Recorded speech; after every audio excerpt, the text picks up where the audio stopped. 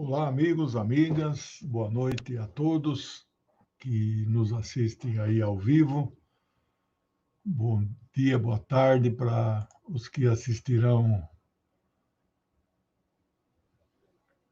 posteriormente. Já começo agradecendo ao amigo Magela, lá de Minas, e todos os que estão chegando e ainda vão chegar aí aos poucos, né? Bom, o meu plano hoje para o curso seria começar sobre a primeira filósofa que nós temos registros pela minha pesquisa, a mais, a mais antiga, que é a Temistocleia. Sabe-se que ela morava, deve ter nascido também na cidade de Delfos, na Grécia, mas não se sabe o período exato em que ela nasceu e morreu.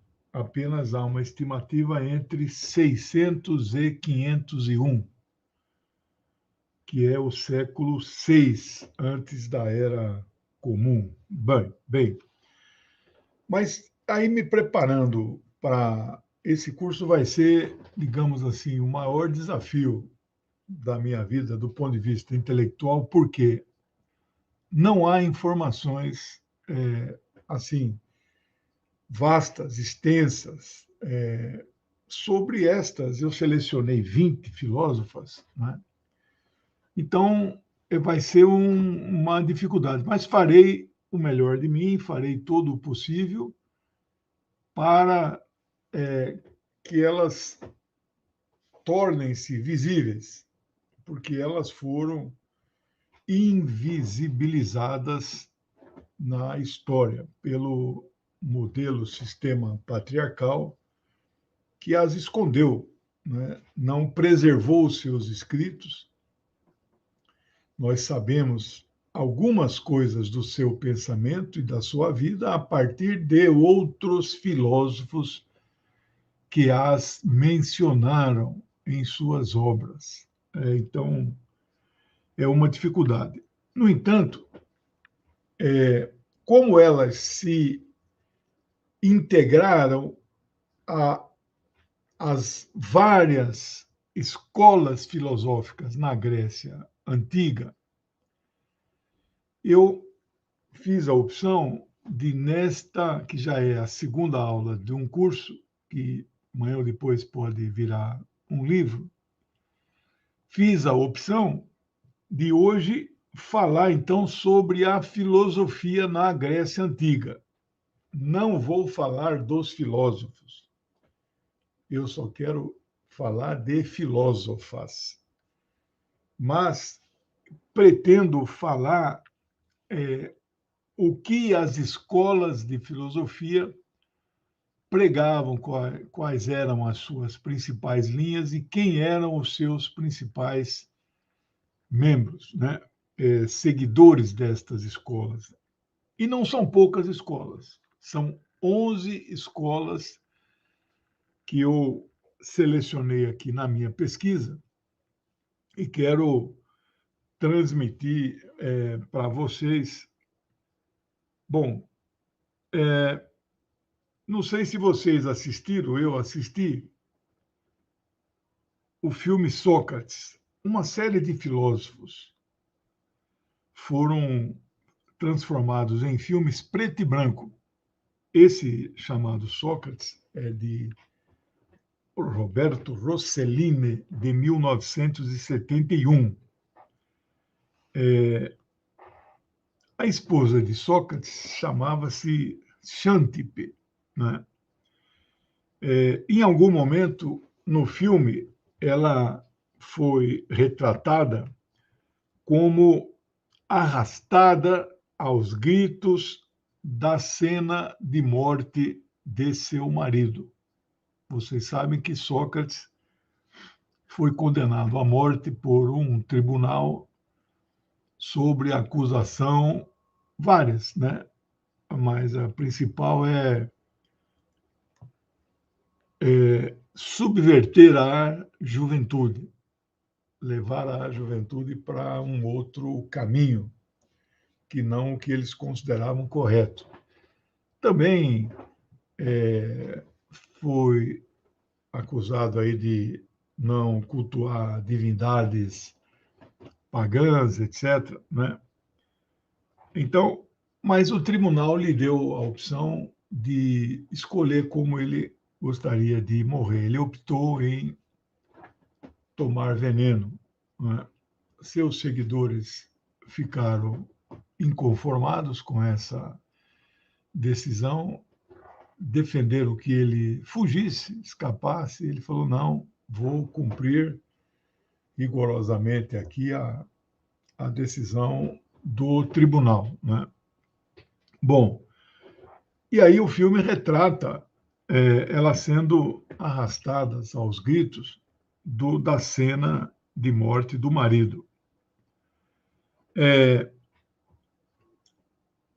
Então, tudo que se fala e se lê, e o filme mostra bem isso, né? Então, tudo que se fala e se lê sobre ela, Xantippe,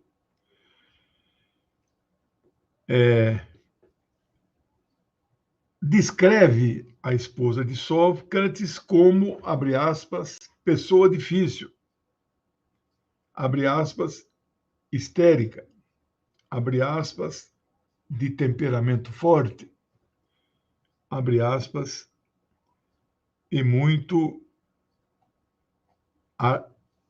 argumentativa, entre aspas, não é?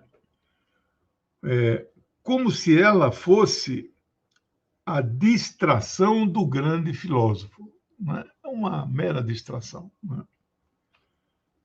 Eu obtive essa passagem da pesquisadora Camila Kuhlkamp em o seu artigo intitulado As Filósofas da Antiguidade e o Apagamento das Mulheres na Filosofia, obtidas no Germina Blog. Bom,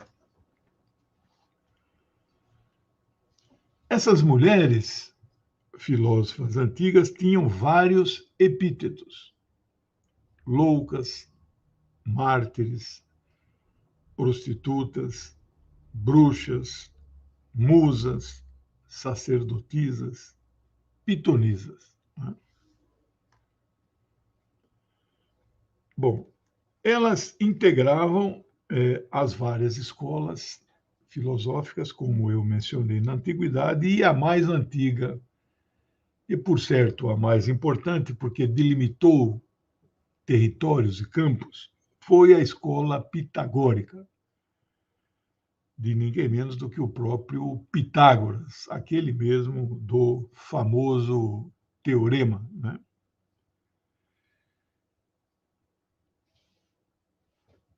Pitágoras viveu sempre uma contagem negativa. Às vezes eu mesmo me confundo, porque quando é na era atual, quando a gente fala século XV, eu sempre tiro um número, então são os anos 1400, como diz na Itália, 400. 500 são os anos 1500.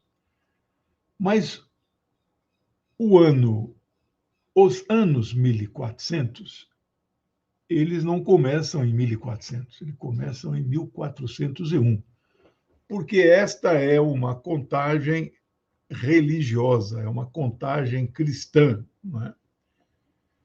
Então, não teve ano zero, teve ano 1, que, se for ver rigorosamente, não é? Jesus não teria nascido no ano 1, mas entre 4 e 8, antes da Era Comum. Né? Mas, independente disso, às vezes, até eu tenho que escrever no papel, quando fala século 6 antes de Cristo, né, são os anos 500 antes de Cristo.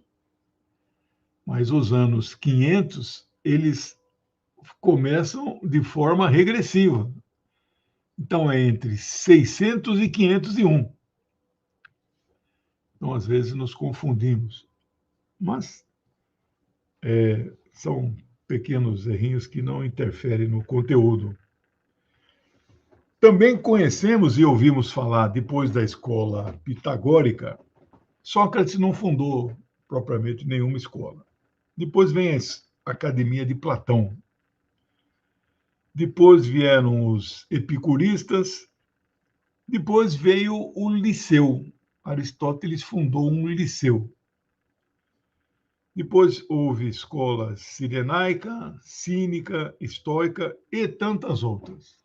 Pretendo aqui fazer um resumo nesta segunda aula introdutória, que ainda não falarei exatamente das nossas filósofas.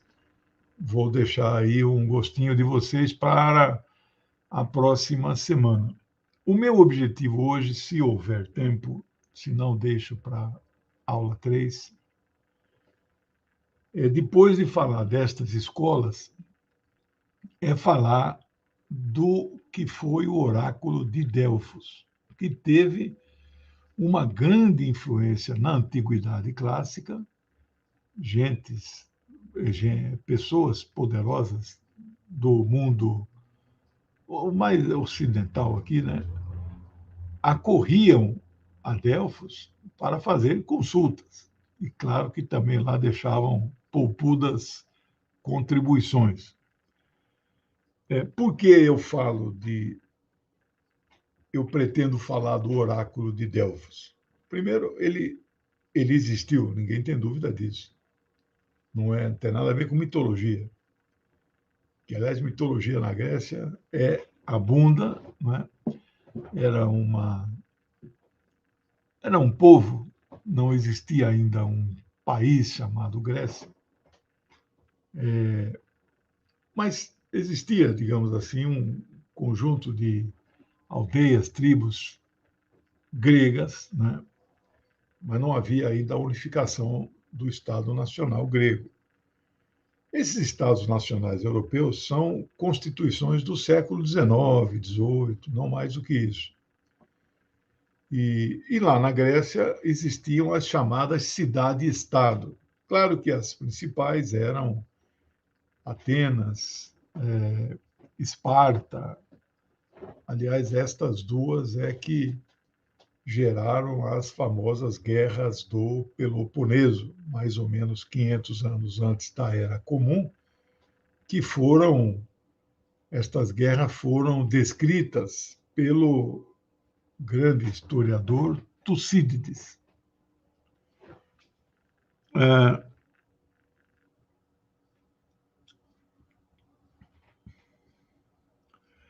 As linhas de pesquisa, hoje há um movimento forte para desinvisibilizar, né?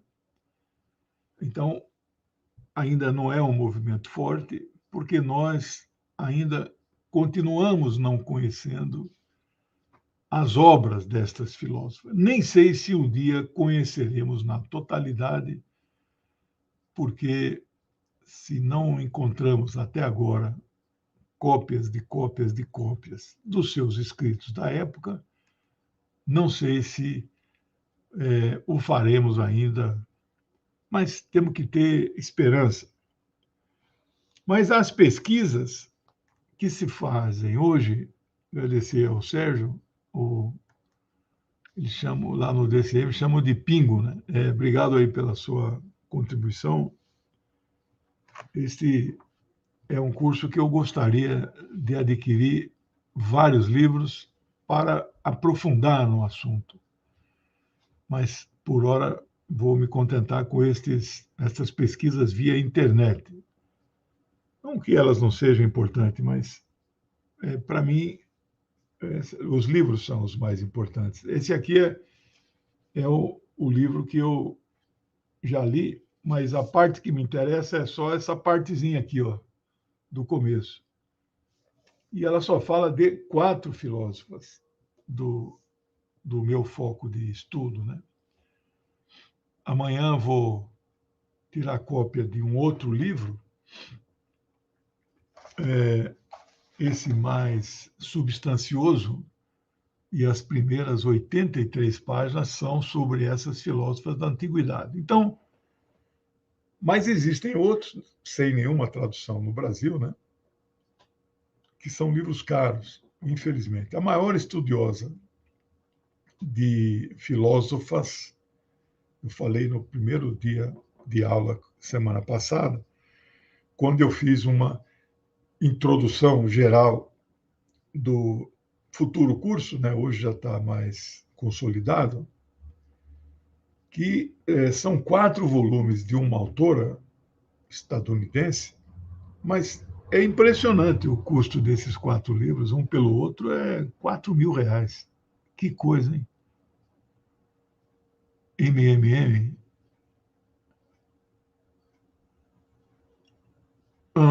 Olha, eu frequento muito esses canais teológicos, como frequento de astronomia, de física, de matemática, para aliviar um pouco a mente, eu fico vendo professores fazendo resoluções de problemas matemáticos complexos. Eu gosto dessas coisas. E existem várias correntes sobre Jesus, não é? Esta corrente, não acho que seja majoritária, é a que nega a existência do Jesus histórico, que ele seria uma invenção romana. Eu não estou de acordo com isso. Tem outras correntes, o Jesus mago, né? O que fazia magias, etc. O Jesus revolucionário, eu conheço teses sobre esse assunto, com passagens do Novo Testamento que mostram por que ele era um lutador anti-imperialista, né? Eu estou entre os que acham que Jesus existiu, então eu não nego a existência de Jesus. E sim, claro, a majoritária é que Jesus é Deus, Filho de Deus, e é o Espírito Santo, é a Trindade, é tudo junto. Então, eu li Flávio Joséfos, não tem dúvida. O livro mais importante dele não é esse das guerras judaicas. O mais importante dele tem 1.200 páginas. Eu li e tenho anotado as chamadas interpolações, as partes que foram incluídas para mostrar que ele fala da existência de um Jesus, né? Então, não acho que Joséfo... Agora, os que creem em Jesus pegam passagens de Joséfo, que era o maior historiador judeu da época, não é? Ele nasce antes da diáspora do ano 70, eu não lembro o ano. Então, ele registra isso, ele era criança quando o ano 70, né? Mas ele registra muito próximo dos acontecimentos. Isso, para o historiador, é bom. E há uma série de passagens, né? Em tese, Jesus morreu no ano 33, ele teria 33 anos, né? Quando morreu. Ele fez 3 anos de ministério, né? No nascimento, ao ano 30, quase nada se sabe dele, né? Mas, de fato, Joséfo menciona, sem usar o nome dele, passagens que os cristãos disseram: olha, ele está falando de Jesus. Por exemplo, ele pede para o governador ali da Galileia, não sei se é Pilatos, que ele tinha lá uma relação e tal, ele pede para... porque a condenação por crucificação, você ficava exposto lá até você apodrecer seu corpo e ser comido pelos, né, corvos, águias, sei lá, aves de rapina. Mas, em alguns casos, havia autorização para tirar o corpo da cruz e enterrá-lo, né? Joséfos pede para tirar 3 pessoas da cruz e 2 estavam já mortas e uma saiu viva da cruz. Então, tudo tem várias passagens, né? Mas eu não quero entrar aqui nesse tema porque estou pensando até em fazer um curso, não é um curso de teologia, né? Um curso sobre religiões em geral, mas também tratar de ciência, fé, razão e ateísmo, não é? Estou muito interessado nisso. Vai dar trabalho, mas é bom que dê trabalho, né? A gente é o desafio que eu imponho para mim mesmo, né? E estudo, pesquisa. O Jorge Minos é o principal autor sobre a história do ateísmo, gosto muito dele. Bom, vamos voltar aqui. Meu amigo Danilo, camarada, Jesus existiu, Elvis não morreu, beba Coca-Cola, as religiões e os escapismos vanguardistas se enganam, se agradam e se conformam. Tá certo. Com certeza o Danilo é dos nossos e deve ser ateu, né? Mas eu assisto também o outro lado, viu? Não pensa que tem um canal que chama Observatório 7. Eles são doutores, doutor, né? Não vou citar nomes aqui, vai que eles pedem direito de resposta. Mas um desses doutores, num debate que eu assisti, ele diz que enganam-se os que falam que os evangelhos não foram escritos por Marcos, Mateus, Lucas e João. Foram, sim, escritos por eles. Ninguém na academia, nos centros de estudos e pesquisa, ninguém diz que esses eram apócrifos, eram pseudônimos, eram, né? Mas esse doutor em teologia, não, foram eles mesmo. Então aí, cada um. Mas vamos voltar para as nossas queridas mulheres filósofas. Você sabe que, olha como é o patriarcalismo, né? Eu não sei vocês, o celular de. Quando você entra no WhatsApp, não sei por que, que ele não está dando para ver, aí por causa da luz, né? Quando você escreve no WhatsApp, tem um corretor ortográfico. Eu tenho um princípio, eu jamais abrevio qualquer palavra.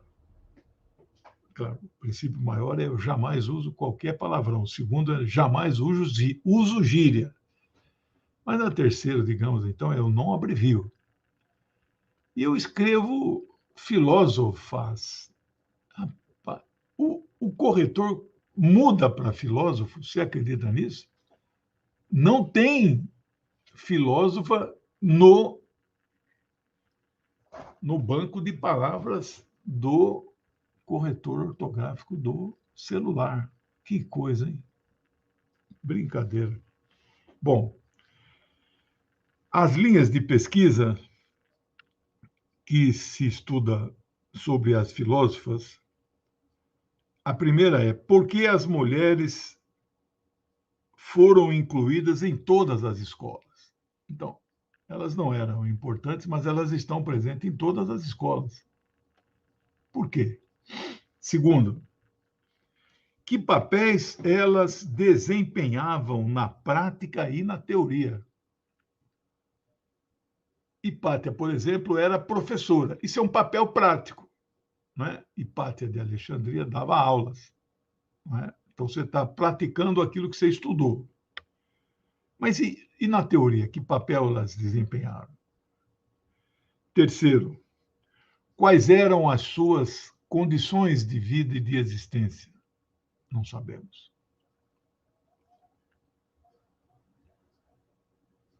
Eu sei que a Perictione era mãe era mãe de Platão, né? Ela também é uma filósofa.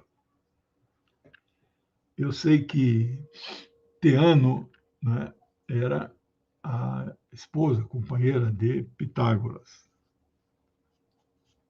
Mas ele também teve filha filósofa, né? Mas que condições elas viviam, né?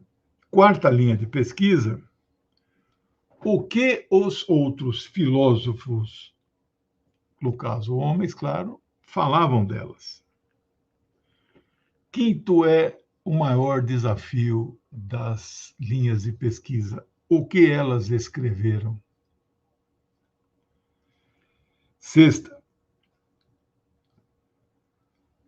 quais eram as visões dentro da filosofia antiga grega sobre temas como sexo e gênero, não é? Como eles debatiam esse assunto. E a última linha, como isso impactou na compreensão das teorias filosóficas que decorreram dessa filosofia grega, né? Bom,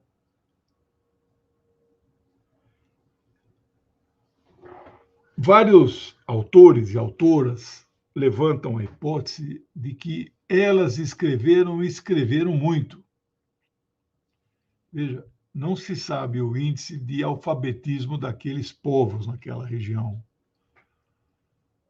Alexandria fica no Egito, mas o Egito é ali naquela ponta do, né, Mediterrâneo que une ali, depois do que hoje é o Suez, o canal. Você continua ali, você tem a Península do Sinai, já está no que hoje é Arábia, né? Então, é,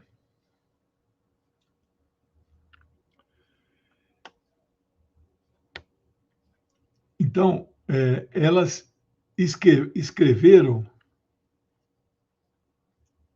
aqui um já está, um possível aluno aqui do futuro curso do...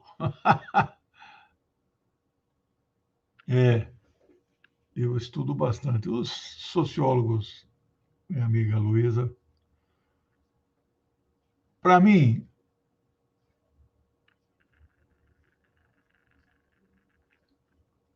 fala-se tanto em invisibilidade das mulheres no passado, como se nos dias de hoje isso já não existisse mais. Pura ilusão. Não é verdade, as mulheres ainda são invisibilizadas, né? Elas estão sempre atrás de um grande homem, né? É uma barbaridade.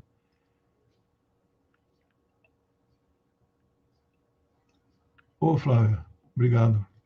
Bom, mas, então, o índice de alfabetização não se sabe, né? Eu já vi que na Galileia o professor Chevitarese, ele é da UFRJ, ele tem um canal aí de teologia, mas ele é ateu, né? Eu gosto dele, bem fundamentado. Quer dizer, Jesus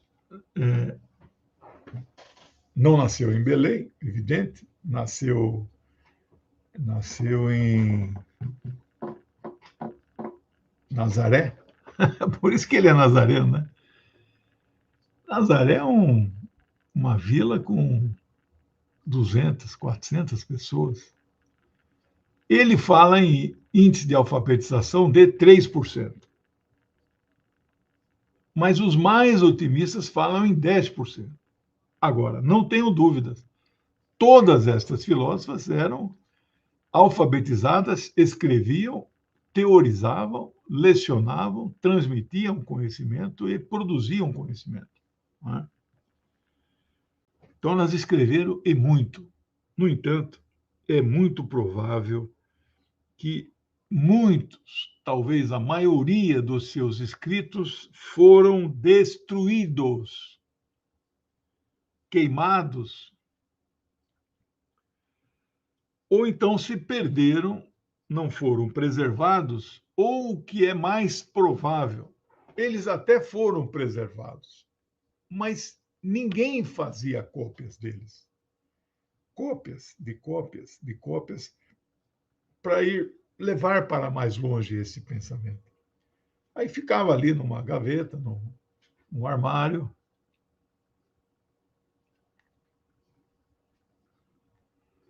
Isso, Wagner. A libertação é só no outro sistema, né?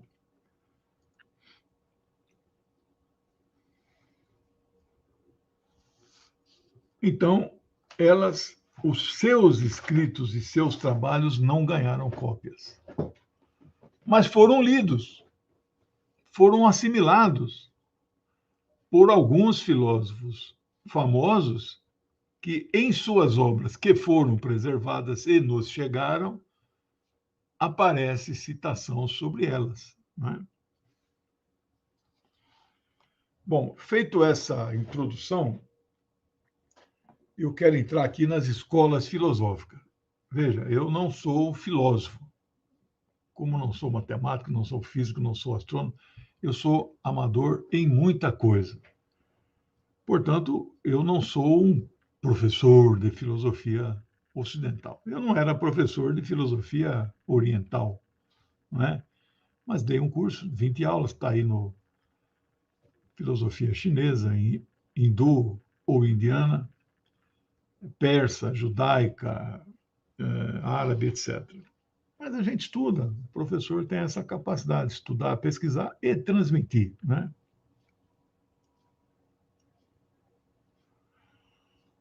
Deus existe, Danilo. O poder econômico sustentado é justificado pelas igrejas, é poderoso demais. Tá bom. Pretendo agora falar, então, das escolas.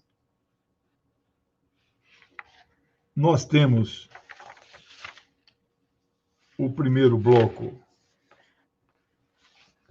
que são as escolas pré-socráticas, e depois nós temos as escolas pós-socráticas, não é? Que vieram depois. Então, são 2 blocos de escolas. Vou tentar resumir para vocês. E não sei quantos de vocês assistem aulas, palestras com papel e caneta na mão, porque não confiem na memória. Se você não anota, fica na parte do cérebro que é chamada memória volátil, né? Que é a memória RAM no computador. Se você escreve e anota, vai para o hard disk, a memória rígida. Essa aí, ela fica mais, de forma bem mais prolongada, né? Os pré-socráticos, eles preocupavam-se com o estudo da cosmologia, não é? Que é o estudo do universo, qual é a sua origem, né? O, o astrônomo Ptolomaico era o mais famoso na época. Aristóteles justifica a teoria dele, que é a teoria do geocêntrica, né? Geocentrismo. Então, a Terra como centro do universo, né? E isso perdurou 1.500 anos, mais até, né? Ptolomeu é antes da Era Comum, sei lá quantos séculos, né? Mas eles estudavam o universo, estudavam, né? Eles pouco se preocupavam com as divindades. Então, eu poderia dizer, forçando um pouco a barra, assim, que eram ateístas, né? Eles não cultuavam divindades, né? Não havia mitos criadores da criação, né? Bom, eles também estudavam a questão que a gente chama de ontologia, né? Estuda a existência do ser, estudam realidades, o ser em si, né? E eram matemáticos, né? Então, essa é a característica das escolas pré-socráticas. O filósofo considerado nessa condição de filósofo, o mais antigo, pelo menos o que eu pesquisei. Eu falei que não sou filósofo, né? Meu mestrado é em filosofia, mas isso não me torna filósofo, né? Se eu estudasse 8 semestres, né, 4 anos de filosofia, eu poderia me apresentar como professor de filosofia, né? Filósofo é outra coisa, né?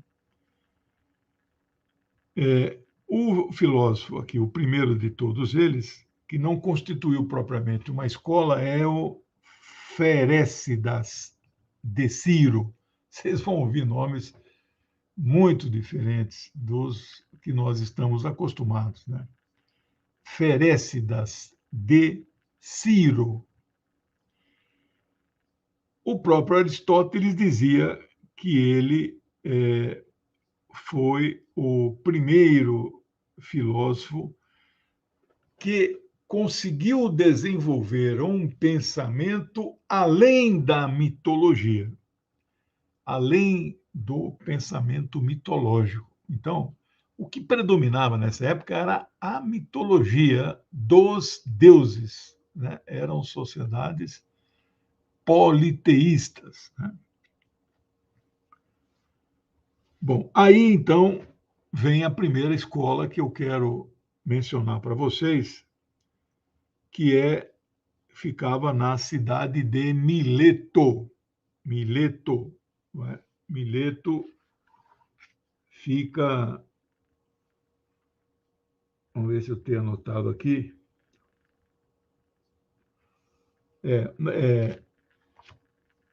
Tem o Mar Jônio, né? E tem a região Jônia, né? Sul da Jônia, hoje Turquia.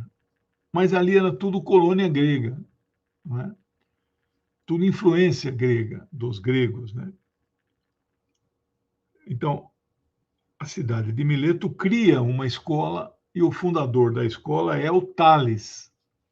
Tales é um nome até que tem alguns conhecidos nossos que têm esse nome, né?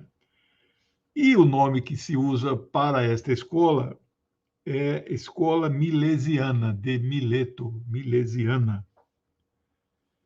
Tales, então, seu fundador e sua referência.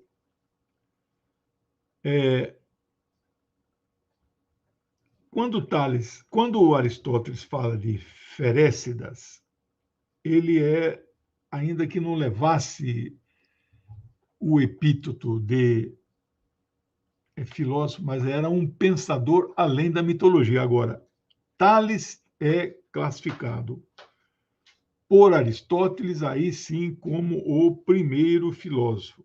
Ele viveu no século VI antes da Era Comum. Lembrando que o século VI compreende entre 600 e 501. Né? Esses filósofos desta escola se opunham ao pensamento tradicional de explicar as coisas e os fenômenos a partir de deuses antropomorfizados. Que palavrão, hein, professor? Você falou que não fala palavrão, mas vem com esse agora? Palavrão, palavras de baixo calão. Esse eu não pronuncio. Você não fala palavrão também, mas você chamar um cara de canalha, isso não é considerado um palavrão, né? Bom, pelo menos no meu entendimento. Mas eu também não chamo nem de canalha. Olha, o que é o antropomorfismo? Todos os deuses que nós conhecemos, no meu caso, estudo, não creio em nenhum, não é? Quando eu encontro um monoteísta fervoroso, crente, eu acredito num Deus único. Não, você é ateu com relação a todos os outros deuses. Você só acredita em um, né? Quem estuda Deus fala que existe aí 2.700 catalogados, né? No Olimpo é uma miríade de deuses, né? E lá na mitologia nórdica, em Asgard, Conhece? Não pensa que Thor é o mais poderoso, não. Odin é o... Dizem os estudiosos por aí que Zeus e os seus atributos é considerado o Deus mais poderoso. Estes deuses são humanos, criados pelos seres humanos. O Deus do Velho Testamento, Elohim, Eli, Yahvé, tem tantos nomes, né? É um Deus humano, criado pelos humanos, com atributos humanos, totalmente misógino, homofóbico, racista, odeia a humanidade que ele disse que criou, mas destruiu 3 vezes, né? Então, Deus humano, humano, e homem, masculino, pai, senhor, não tem A.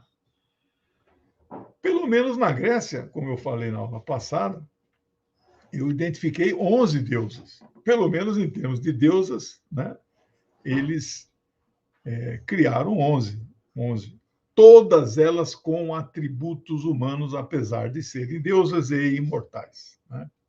Bem, então, o Deus antropomórfico, antropos, né, de humano. Obrigado, amor. Hora do café. Café na caneca marxista. Caneca pode ser marxista? Antropomorfismo. Ah, sim. É que eles não tinham propriamente uma religião, né? Eles tinham deuses.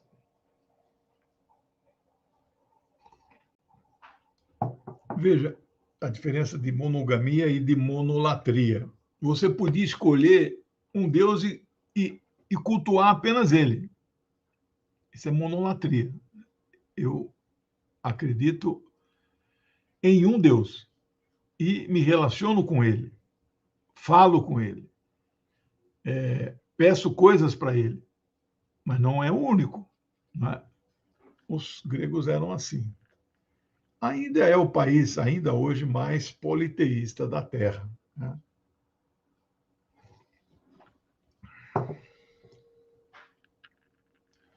Então, eu sempre disse, se eu conseguir estruturar esse curso, religiões, fé, razão, ciência e ateísmo, são 5 nomes no título, é um curso meio esquisito, né? Nem sei se tenho capacidade para isso, mas leitura acumulada, sim. Eu costumo dizer assim, existem 2 formas da crença em Deus. Os que creem. Os que não creem estão fora desse mundo, né? Uma é crer em um Deus antropomórfico. O outro é crer em um Deus transcendental. É o Deus de Spinoza, é o Deus de Einstein, não é? Quando perguntaram de Deus, se Einstein acredita em Deus, ele falou assim: eu acredito no Deus de Spinoza. Esse Deus que controla tudo, que quer saber tudo de todas as pessoas, isso aí eu não acredito, né? Padre Teilhard de Chardin, um teórico, não sei se é francês ou belga, ele diz assim: algo existe no infinito, pela qual não temos nomes para classificá-los e o chamamos simplesmente de Deus. Então eu digo assim: crer em um Deus transcendental é mais evoluído, entre aspas, do que crer no Deus antropomórfico, que você pede coisas, que ele te socorre, que ele te salva, né? Então, são 2 formas.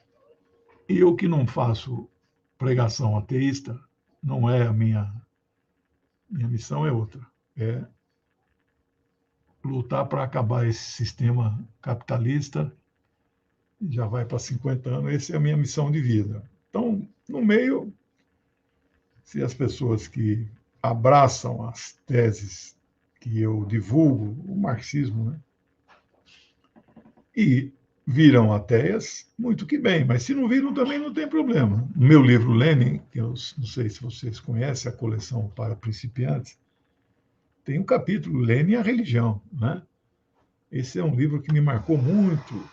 Não é um livro, ele não escreveu um livro, mas são escritos dele sobre religião e juntaram tudo e viraram um livro. Maravilhoso. Nem sei se você encontra por aí. Se minha editora tivesse mais recursos, eu editaria esses livros. Né? Aliás, estou tentando editar um livro sobre sionismo cristão, do doutor Stephen Sizer, que é um reverendo anglicano que está com os direitos, está suspenso o seu sacerdócio, porque o tribunal lá eclesiástico da igreja suspendeu até 2030. Ele não pode fazer nada, celebrar missa, essas coisas, nada, porque acataram uma representação de sionistas ingleses que dizendo que ele era antissemita, e os caras caíram nessa e o puniram. Um amigo meu, que eu editei um livro para ele, o Jair, ele é tradutor e já traduziu o livro do professor Stephen Sizer, né? Então ele já autorizou que a gente publique o livro. Vai dar um livrinho aí de uns 150 páginas. Então, estou aí pedindo para as pessoas que são meus e minhas colaboradoras, a revisora, a que faz a capa e a diagramadora, estou pedindo para elas cederem o seu trabalho ou fazerem o mais em conta possível para, né? Aí vou ter o livro já montado, aí vamos ver como que a gente imprime, né? Ou então faz e-book, né? Mas e-book o pessoal não lê. Mas se eu tivesse mais recursos, eu publicaria esse livrinho. Mais do que publicar O Esquerdismo do Lênin, que é um livro maravilhoso, foi o primeiro livro que eu li do Lênin, ainda bem. Estou vacinado aqui. Esquerdismo, doença infantil do comunismo, né? Então, longe de mim o esquerdismo. Está cheio de esquerdista por aí. Eu publicaria esse do Lênin, né? Que é uma seleção de artigos, ensaios dele sobre religião. Né? Bom, então, isso que eu sempre falo. Eu sou casado com uma cristã fervorosa, né? E ela, quando eu já não estiver aqui, ela vai dizer se alguma vez na vida eu pedir que ela não cresça. Não, isso aí não. Isso aí é porque é o que Lenin diz no livro, né? Esse processo de descrer, né? Se afastar da questão que ele é um processo natural. Ocorre com algumas pessoas e com as outras não ocorre. Então, passam a vida inteira e elas vivem uma vida religiosa. Não é? Mas aí, então, eu digo isso para os que creem, né? Procure crer no Deus transcendental e não no antropomórfico, né? Aquele Deus que cansa depois de 6 dias de trabalho, precisa descansar, né? Afinal de contas, né? Bandeira enorme colocou em São Petersburgo. Rapaz, não vi, viu? Se você puder me mandar essa foto. O Putin nos surpreende em alguns momentos, né? Ele relembra com saudade a União Soviética. Agora, anteontem, ele fez um discurso alertando a Polônia: olha, quem deu para vocês grande parte do seu território foi o grande Stalin, da União Soviética. Né? Bom,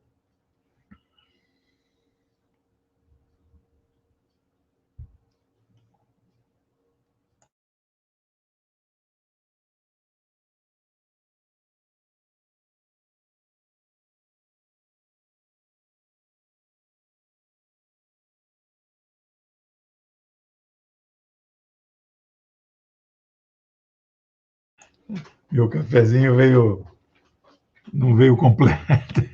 Eu tomo ele com leite ninho. Não, minha marca, leite em pó. O que eu uso é Italac.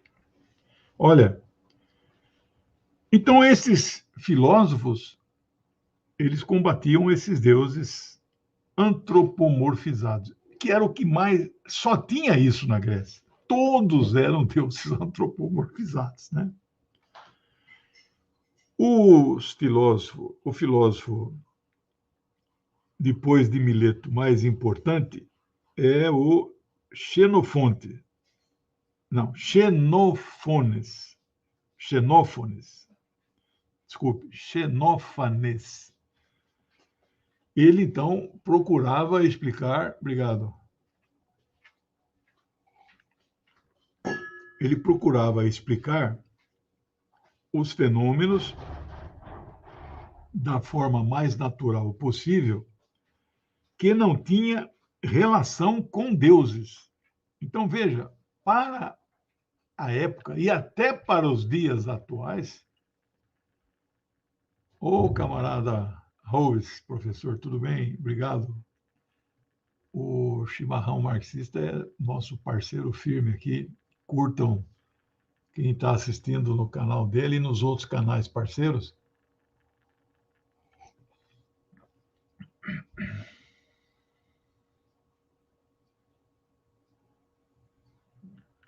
Danilo aqui dizendo que há um tempo disse que voltou a acreditar no Deus Mormon.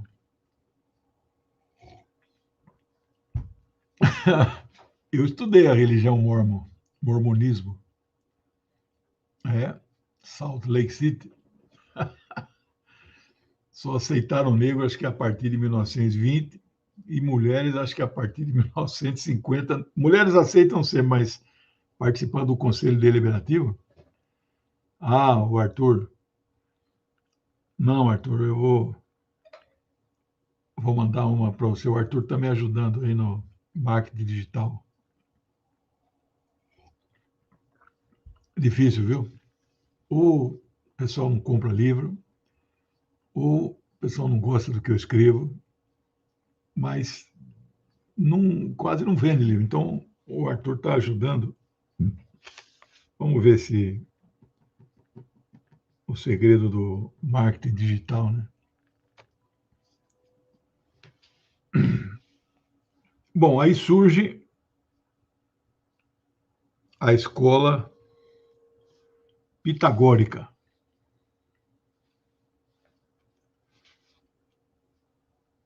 que é fundada pelo próprio Pitágoras, né? Vocês sabem, é um grande matemático. O teorema, né, que leva o nome dele, você sabe bem qual é, que é o quadrado dos catetos em um triângulo que tem ângulo reto de 90 graus. A soma do quadrado desses dois catetos é equivalente ao quadrado da hipotenusa. 2, 3 e o resultado é 5, né? 2, não, 2, 3 e 4. 2 ao quadrado, 4.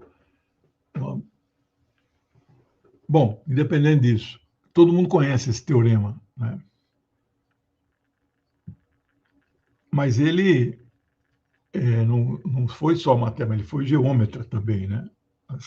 As formas. Ele calculou pela primeira vez acho que foi ele ou foi Arquimedes, o π, né? O raio, valor da circunferência, 2πr, né? Bom, essa escola pitagórica foi a escola mais importante entre os pré-socráticos.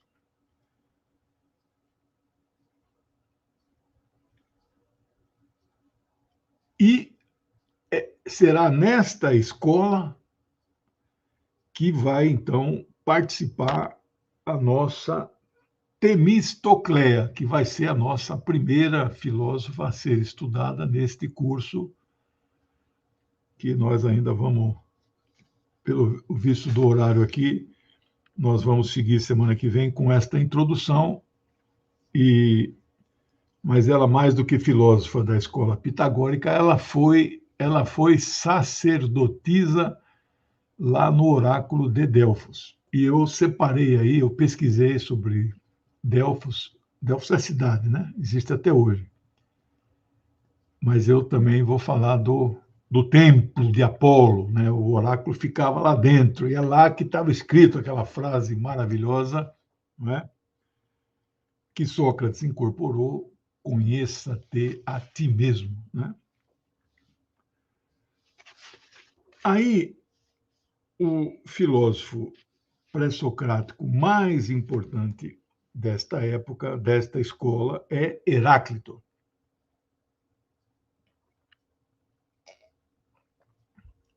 É o que eu mais gosto do pré-socrático, Heráclito. O Marx, a tese de doutorado dele é de Epicuro. Epicuro é autor de um paradoxo, que é o paradoxo do Deus. Quando eu espero que eu consiga, né, fazer esse curso, não é? Religiões, fé, razão, ciência e ateísmo. Não sei se nessa ordem, né, mas eu vou falar do paradoxo de Epicuro, né? Se Deus existe, ele é onipotente, por que ele não faz isso, por que ele não faz aquilo? Então, a tese de doutorado de Marx é sobre Epicuro. Mas o segundo mais importante, do meu ponto de vista, depois de Heráclito, é Demócrito. Heráclito é considerado o pai da dialética. E a frase mais famosa dele, você já deve ter falado,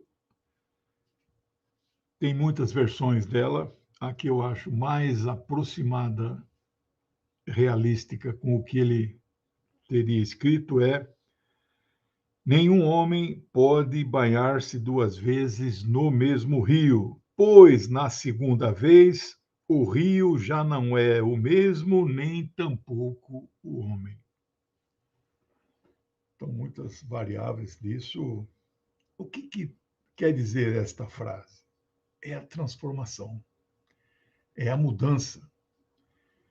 Os metafísicos e os dialéticos, no curso meu de Marx tem, acho que 2 ou 3 aulas de filosofia marxista que eu falo da dialética. A essência da dialética é a mudança, é a transformação. O grande químico Lavoisier: nada se cria, nada se cria, nada se perde. Tudo se transforma. Quando eu fiz cursinho há 50 anos, na pensão, falava assim, né? Quando vinha na mesa o picadinho de carne, né? Aí a gente falava assim, isso aqui foi o bife de ontem, é o picadinho de hoje, e amanhã bolinho de carne. Porque nada se perderia naquela pensão, né? E então eu gosto do Heráclito por causa desse posicionamento dele pela dialética, mas uma dialética simples, né? Uma dialética rudimentar, primitiva, né? Bom, eu achei que fosse dar para falar então sobre as escolas hoje e aí deixar Delfos para a semana que vem, mas não deu. Semana que vem nós continuaremos a parte 2 dessa introdução à filosofia grega. A filosofia, não estou falando de filósofos. Vou mencionar alguns filósofos dentro das escolas. E sempre que tiver destaque para uma das filósofas, eu falarei, né? Vamos começar a semana que vem com a escola eleática, que é da cidade de Eleia, e, evidentemente, o mais famoso é Zenão, né? estudei filosofia em 1970. Não sei que ano eu estava. Estava no antigo quarto ano. Eu não lembro. O ensino médio eu terminei em 73, 72, 71. Então era o último ano do que hoje chama ensino fundamental, né? Quarta série do ginásio. Tinha filosofia. Estudei numa escola árabe em São Paulo,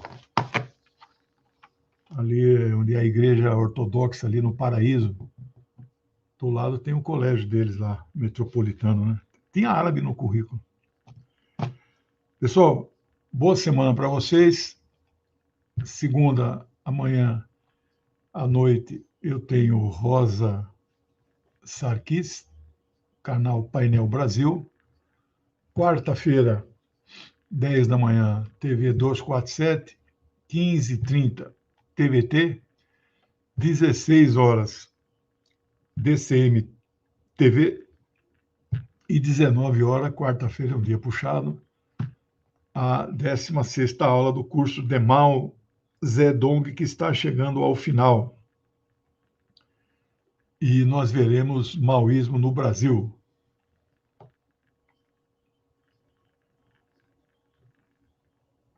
Jorge Drexler. Manda o link para mim. Tá bom? Pessoal, boa semana aí para vocês. Tudo de bom. Obrigado aí pela audiência. Deixem o like. Tudo de bom. Tchau.